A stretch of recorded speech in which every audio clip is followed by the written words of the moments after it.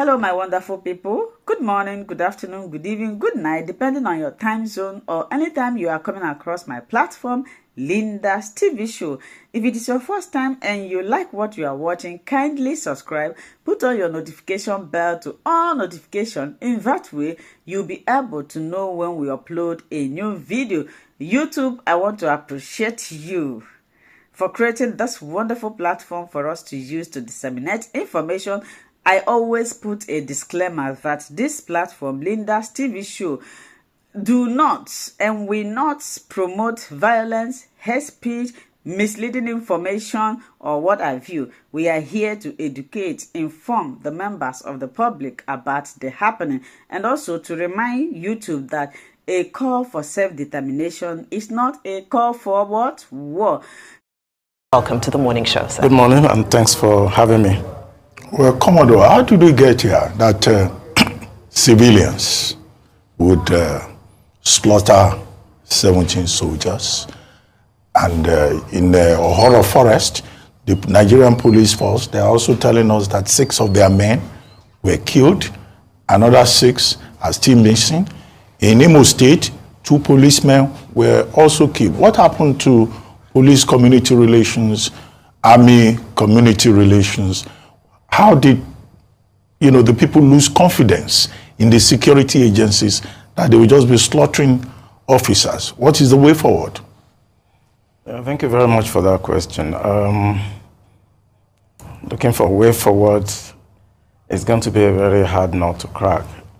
The scene you are seeing in recent times has been long time coming. If you recall, in this same Niger Delta, military men were being killed, in 2005, 2006, 2007, during Obasanjo's time. You remember the OD episode. And when Yar'Adua also came, he was very firm and wanted to stop what was going on. We moving into Delta that time, and it was discovered that most of the things that were happening was mostly political. People that wanted to be governors, senators were using armed boys to, cause trepidation and fear to their opponents. And after the election, they are often abandoned. And when we went into Delta, then we discovered that most of the groups, the renegade groups, were affiliated to one politician or the other.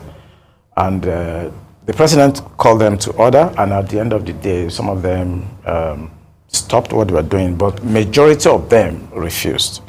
On the air, I would like to mention some names that are still in the corridor of power.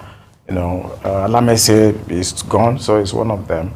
And when the killing of soldiers was consistent and continuous, in 2007, Yar'Adua called all the military intelligence agencies together and actually give them the order to put this into an end. So he called the DIA, the NIA, the DSS, Inspector General of Police, the Chief of Staff to him then. And this thing was stopped within 1 year of his giving us that order. It's very disheartening for me in particular that this is happening again. Because the amount of money the federal government spent then, the amount of men and materials that we lost, to put this to the point of this amnesty program that you're all talking about today, is very, very, very painful to see that all those efforts, during Yar'Adua's time has come to naught. The politicians have started again. Whatever you are seeing in Delta, I have the DNA structure of Delta in my hand. Whatever you see going on now is political. What they're trying to do is to warm up for 2007. And at the end of the day, they're going to make the federal government to fight on 2 fronts. If you open the flank in Niger Delta now with what we're having in the north, the central government is going to collapse, basically. That's a dire picture that you've painted. Now, take us through, because you were part of this process, and as you're describing, the use of politics, the weaponizing of politics in this. What were those steps that were taken that you feel were most effective during your time that need to be reintroduced? I think the most important thing is intelligence process, that we did then. We noticed that the kinetic approach, was not working. We were losing men to Tompolo, Soguma, George, Ateke, Tom, Asarido, Kubo. We were losing men to them all the time. Camp 5 was so difficult to go. And the DSS, that was tasked with that job then, could not perform because they relied just on kinetic efforts. And I remember when they went to the burial of one of the militant leaders, I don't want to start mentioning names now, with a view to arresting him. They went with 80 scouts. They called those guys scouts, to arrest him. When they got there, they met with about 500 fighters, that were protecting this guy. And they basically capitulated, So what we did was to apply soft intelligence, that's electronic intelligence. We use also geospatial intelligence locators to ensure we know where some of the key figures were. And we were able to get them. People like Ateke Tom, Soguma George, and so on. Even Asarido Kubo, we were invited to Abuja and we spoke to them. And when we also saw that they were also handicapped, because they have leaders and politicians, we went after the top brass among them. And once we took him out from Angola, everything collapsed. So that's what we did. Okay, I'm excited if you know Niger Delta very well and you hear things like Camp 5, your ear pops up because that's the tributary at which you can get, vessels in, to the ports in Warri then, and that's the hub for most of these guys, they stay at Camp 5, and once they lock up Camp 5, you cannot definitely, come in there. You talked about using geospatial intelligence and all other things like that. So was the Amnesty program a suggestion tool that came in, to be able to quell things down? And when those guys were told, okay, get off there, the new economy was created for them, because that period also segued, most of those boys were also boys that segued into the fight from Warri then, Ekurede Shekiri fight and all of that.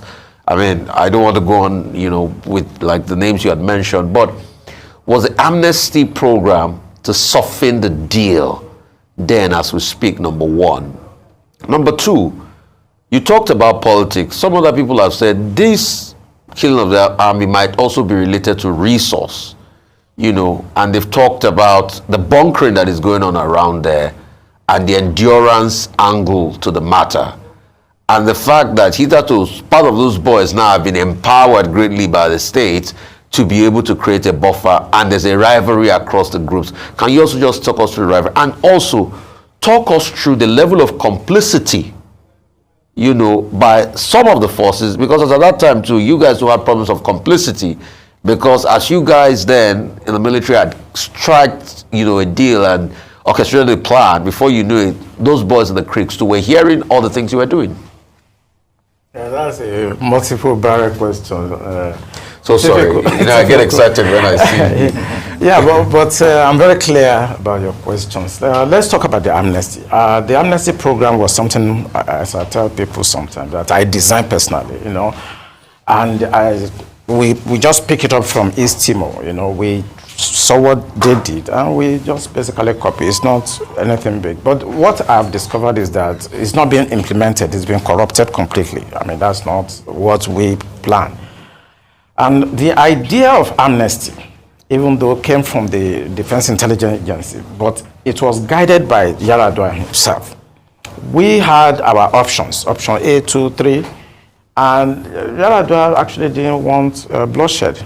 That was why everybody's enjoying what is amnesty, because we have the capacity at a time when they turned to DIA to focus on the issue. We actually got the capacity to take people out, whether in Nigeria or outside Nigeria.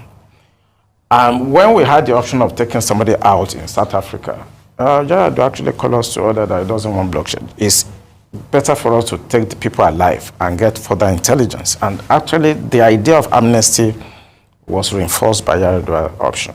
Otherwise, it was easy for us to just take people out anywhere they are. And the issue of military compliance, of course, it has always been there. I will not defend military on that. Even right now, military gets involved in bunkering activities. So that's not an issue. I mean, every egg there will be one bad person there, but military has always been complicit. Do you think that also hit up the tension as regards these current incidents with the factionalization and the splinter groups, of the cells? Yeah. As I mentioned, let's say arrogantly, that I have the DNA of Delta. Whatever is going on in Bematuru and some of this area, I know. One, because I've not left Delta since I left the military. Fortunately, also, I was a senior lecturer of intelligence and security studies in Novena University for 4 years. So I basically trained all these militants, some of them that you are seeing. That's in Kwale? Is in Amai, but the school is actually based in Kwale. So I was there for 4 years, training all of them because they came through Amnesty program. So I still have them, I know them, they talk to me. And I know exactly what is going on there now. That's why I try to look at the big picture and say it is more political than economy. I want to risk something by telling you the involvement somehow of Tantita.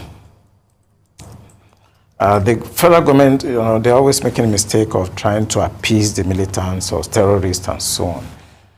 The guy that is being looked for right now, they should investigate. He has Tantita protection. Who is that? I don't want to mention his name.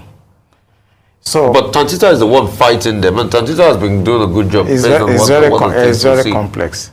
That guy himself was given part of the contract, Tantita project. So he also has the capacity provided by Tantita for him to actually protect. But when something went wrong somewhere and he felt aggrieved, he went there and did some of the things he did. But not alone. But this is not where we should start. These are intelligent some people want to back it up and say, is there proof for all of this? You want me to go to that place and take pictures? One major thing that people talk about is failure of intelligence. And you have background, in that area. Every time, even the military says, people should assist them with intelligence. Why is the intelligence always failing? Is it something with the way our security system is designed? Some people have said technology. We need to deploy technology. Is it a new concept that people are just talking about technology, when in other parts of the world we're so advanced? And do you think state police can help solve the problem? Because the state governors say, well, maybe if they control the security in their states through the instrumentality of state police, maybe there will be an improvement. So I go back to my original question about the way forward. Yeah, but you've asked 3 questions in one and I was following. The intelligence failure is one of them. Yes. What people don't understand about intelligence is that the practitioners themselves don't have problem. Because intelligence circle is basic. It's like economic 101. The direction up to when you disseminate, they're basic process. It's like mathematics, basically. But the point is that once you disseminate to the director, whoever directs that intelligent process, once you disseminate, your job is done. It is always politics. If I can tell you many processes that we have tried to do in the past that the politicians will just kill it. Once you finish from DHQ, the defense court, and if you pass it to them, there's nothing you can do after that. There's nothing you can do after that. We have had cases where we are supposed to go and pick somebody up in Brazil. Once that government left, the next government decided that no, we should kill it. So it's not that we fail most of the time. It's just because the political class, first of all, they are not as educated as they should. Most of them are not worthy of those offices because they can't even interpret technical data that you present to them. They can't even. They don't even have time. So I think we have a problem with the political class, not with intelligence failure. There are times also we provide intelligence, actionable intelligence, and they will tell us to stand down. You can't do anything. And something will happen later, and it becomes so disastrous and injurious to the nation. An intelligence officer will not come up and say, but we told them and they didn't do it. We will just keep quiet and watch them. The intelligence failure and processes are something that has to do with political class, not the practitioners. If you go to DIA, go to DMI, go to DNI, and Air Force, you will see a lot of information that will help in what we are trying to discuss, but they're not going to do it. The way forward, I think we should look at the politicians in the Delta. They're about to start again, as they did in 2007, 2006. And this is to provoke the army or the military to make mistakes. And once they make mistakes, then it's going to inflame that zone to the point that, as I said earlier, the federal government may have to fight on two fronts, and that's not good for them. They shouldn't look at what happened recently. They should try to project and say, okay, let us quickly call those politicians to order now. And if I come next time, I may start mentioning their names because they are listening to me. They are trying to cause another problem and destroy all the effort of Yar'Adua in bringing amnesty to that area. Another way forward is that they should try to look at NDDC. Because that's one of the things we promoted, that's the recommendation we made. A lot of money has gone to NDDC. They should do a forensic investigation of NDDC, because my friend in Delta told me that most of the money sent to that zone, that they are not seeing it. Corruption in NDDC and Ministry of Niger Delta and some of the agencies of government that are supposed to reduce the tension, hunger, and deprivation in that area. Everything has been done by the federal government, but the people that are implementing it are corrupt to the point that it is no longer efficient. And that's why that thing is coming up again. People are feeling the same way they were feeling in 2006, in 2004, where you are seeing the likes of Sobuma George. We have gotten to that point again because nobody is actually checking the NDDC. How are they spending the money? Okay. State police. I asked you about state police. I have written paper for General Said once on this issue of state police. But the way Nigeria is today, I will not recommend it now. It's desirable. We could have done it like 10 years back. But now Nigeria is so fragile, so polarized now, that all the indices that actually led to First World War, if you study First World War, they are here now. So I'm thinking if you start state police now, issue of nationalism, which is one of the elements, is going to be, it may facilitate, it may fast track the dissolution of this country. Now, let's take a look at, you spoke about when you were engaged in the management of some of these crises in the past, and the fact that these are armies, basically, in essence, that are being battled, and the fact that kinetic force turned out not to be as successful as you would have liked. Given the current humanitarian situation that's brewing at the moment, you look at the number of casualties, we're yet to really know what the real numbers of lives lost is. Do you think that violence, the use of violence, armed combat, was well managed in this situation? Could they have done better to prevent the loss of lives of innocent civilians? Yeah, I've listened to a lot of debates and discourse on this issue. Being a military mind, it's normal when you look at what happened in Gaza, Israeli-Gaza war. When you hit military guys the way this guy did, nothing's going to, if I'm in the system, nothing's going to stop me from overrunning that place until we get whoever did it. And anybody that is hiding him, we may be ready to take the person out. Because by now, I expect the community to have actually brought him out. We know his name, we know everything. And if they say, oh, they're under siege, there's a lot of emotion. They're under siege. Oh, why not bring him out? You know him. You know where he stays. When they went to destroy his house, you knew where he ran to. Why not bring him out? So if you are complacent, or if you compromise security by hiding a criminal gang, then you get what you get. I don't want us to be emotional about it, that maybe military did well. It's like if Ruben now, if you go under knife and a doctor is supposed to conduct a surgical operation on you, and then your wife jump into the theater and shouting that the blood is too much, is trying to control what the doctors do. People should allow military to do their job. They are highly trained, they are highly educated, they are not as illiterate as you think them. I had my PhD before as a captain, Navy captain.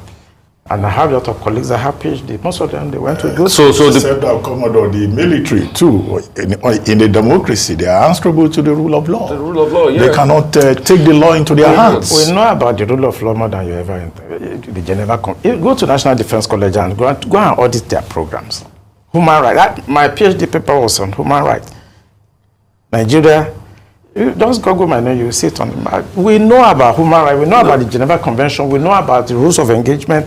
We are trained in all this. And we are getting better at it. Our school, our institution. I was commandant of Defense Intelligence College, and I used to train journalists. We are opening up. We are not as crude as you think. We should allow the doctor to remove the cancer in about his hand or whatever. I reject it. So they should not go and be disturbing the doctor. You should not do this. Allow the military to do their job. So a couple of pushback to that will be, we all saw what happened in OD, but the state later down the line was forced to pay compensation because the court ruled against them. So do we want that to continue at the expense of a community? Those people too have rights, and you cannot punish everybody when everybody is suffering. I mean, today we talk about the imbalance as regards Gaza, where they are going in there in the name of fighting Hamas, but also killing Palestinians and destroying them, and going to places like the West Bank. So that's another argument. I agree with you 100% that if a military operation, if the casualty or the collateral damage is beyond certain, let's say 10%, of course you have your date in the court.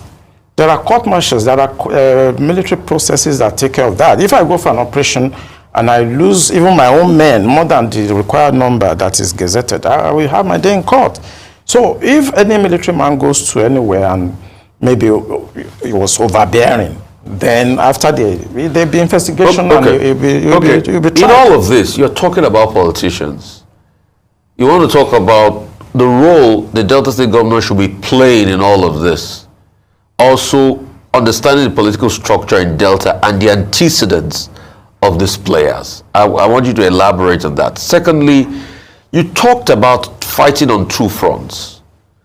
The first sector is the Creek sector here, the South-South. The second sector is the insurgency and banditry that has opened up a new ecosystem. I mean, you just saw a couple of people that are released. What's your take? Do you think ransoms were paid?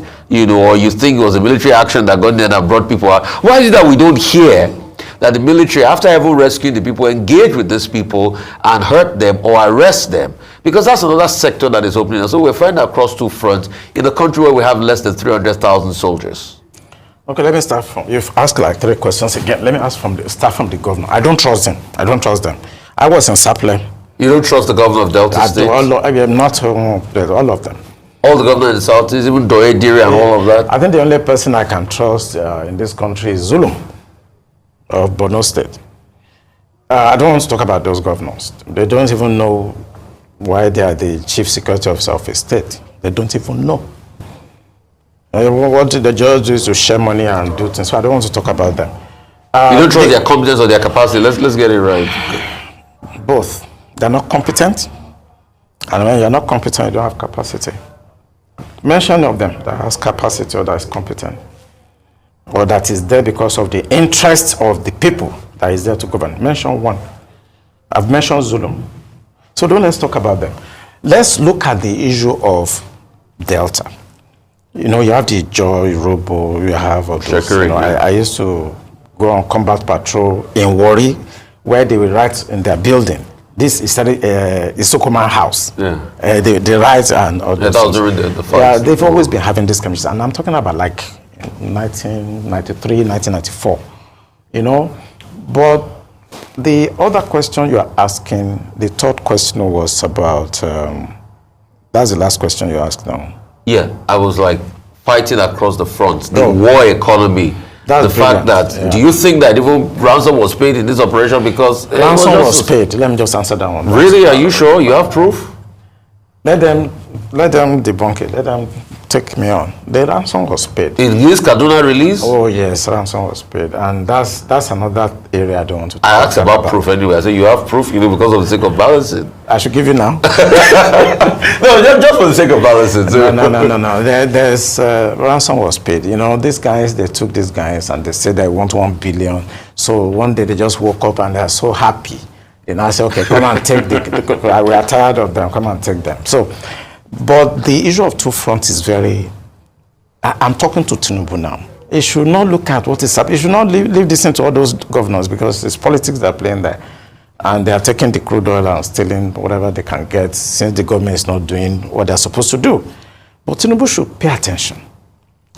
He cannot afford to fight war on two fronts. It can't. Even the military is not designed usually to fight on two fronts. And when you look at what happened in Israel, the Gaza, what the Hezbollah tried to do is to open another front in the north. So at the border of Lebanon, they tried to do that, but the Americans were there and they tried to suppress it quickly, and it did not happen.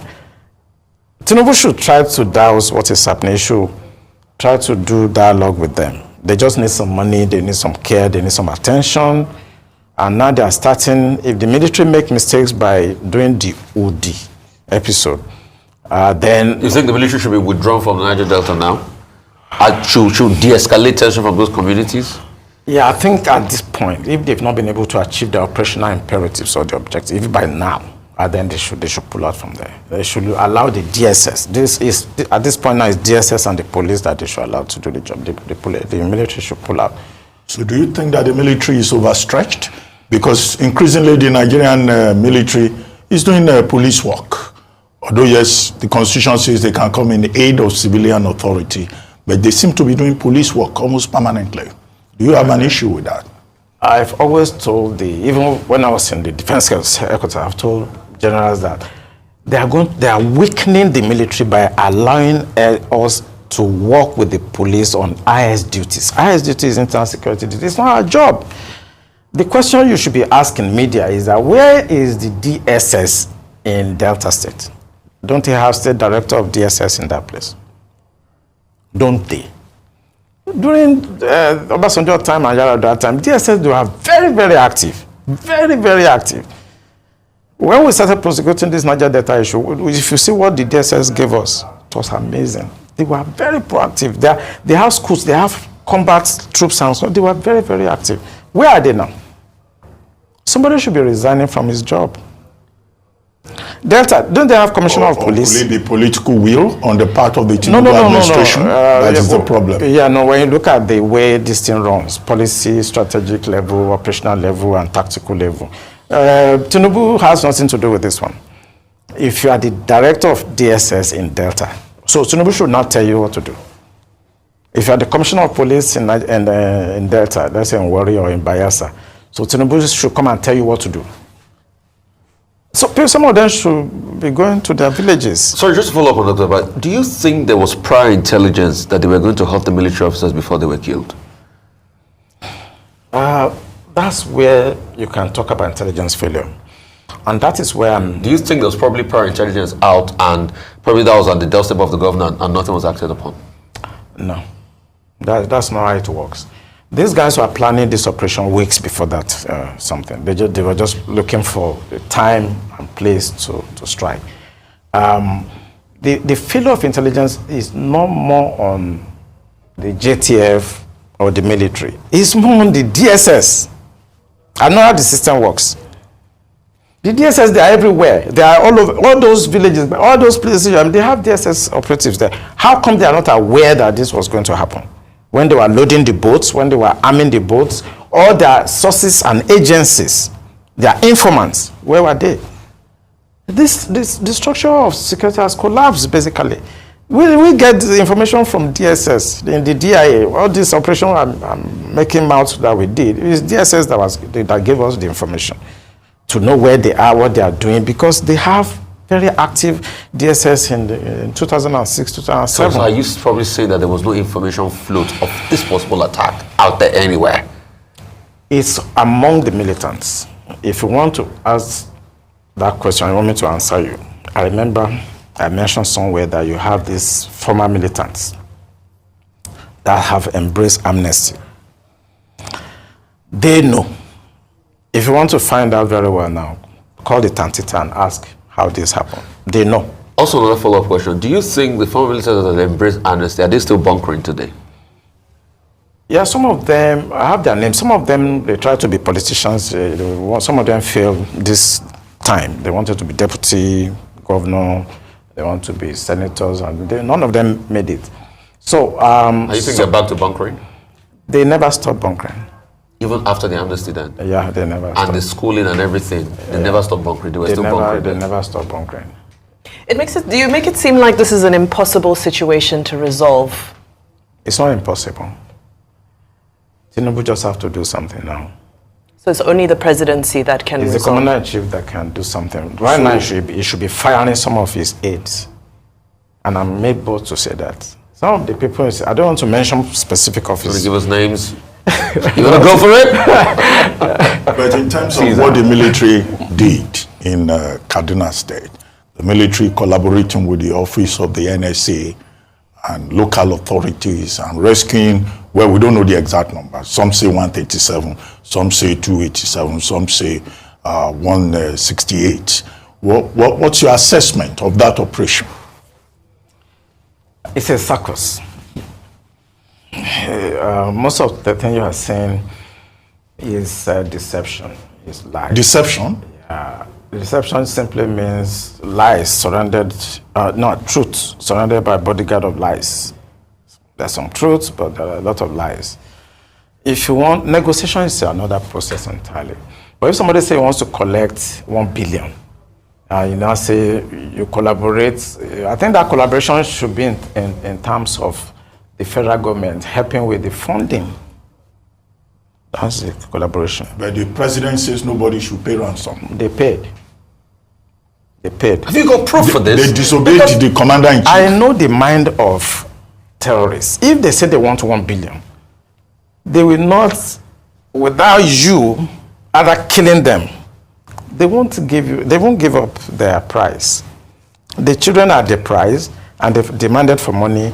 They now go to talk to them when they've risked their life, when one of the teachers was killed, and you just went and collect the boys, you negotiated with them. Some people even talk about Gumi and so on.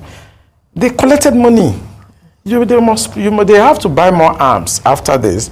They have to become stronger after this. The negotiation ecosystem. Recently, Tuko Mamu has been arrested by the authorities and everything. I mean, let's talk about the negotiation ecosystem, because there's these professional negotiators that are getting into these areas of the north with them. What can we do about that negotiators ecosystem? No, those ones, they are not negotiators now.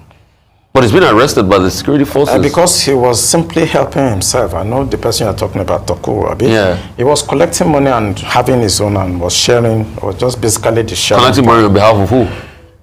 Of himself and the terrorists. Because he wasn't collecting the money on behalf of government. He wasn't negotiating for because. So the negotiators ecosystem. What can we do about them? Necessary evil or?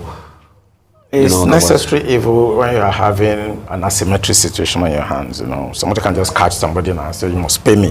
So it's an asymmetric situation. So it's necessary, but it's not being done professionally. Who has? You have to appoint a negotiator. I studied negotiation in Harvard. You must appoint, and there are very, very tedious processes. So you can't just jump up, like Gumi will say, he's going to the bush to go and negotiate. Is it for himself, or is it for the federal government, or is it for the terrorists?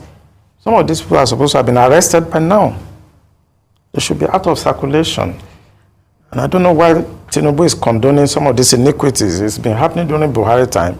And he's looking. Gumi is harassing him. Maybe some of the things Gumi said, if I say it on TV now, I will be arrested. And why is he condoning him? What is he afraid of? Maybe the president is not getting the appropriate advice. Do you think that's why he has Ribadu as he's the NSA. And NSA, he should do his job. NSA should not be going to negotiate with terrorists. What's your take on the NSA? What's my take on the NSA? I mean, I cannot really capacity, competence, the choice of the commander-in-chief. If you say that's his choice, fine. And you don't know what he wants out of him. But there are standards all over the world when you... What are those standards? Quickly as we wrap up. I know we have to go. What are those standards? In-depth knowledge of international security environment. Experience on the job. Both field experience, and you must command the respect of the armed forces of Nigeria. Okay. Well, finally, Commodore, they released the names of some terrorism financiers recently. Do you think that's also deception? I've been shouting that they should arrest those guys. But these ones they arrested or they put their name out are just front desk officers. Receptionists. Okay. They're just receptionists. Okay. All right, Thank you very much. Commodore Kunle Olawomi, you've left us with a lot to digest. Thank you so much for being so open and candid with you. Thank you so much, my wonderful viewers, for watching this video together with me from the beginning to the end. Like I said before, if you like what you see here, if you like what I do in this platform, as you have finished watching this video, please hit that red button that says subscribe and put on your notification bell to all notification. In that way, you'll be able to know when I upload a new video. Share my videos, leave your comments in the comment section constructively. Until I meet your way again in my next video, I still remain your Linda's TV show. Bye-bye.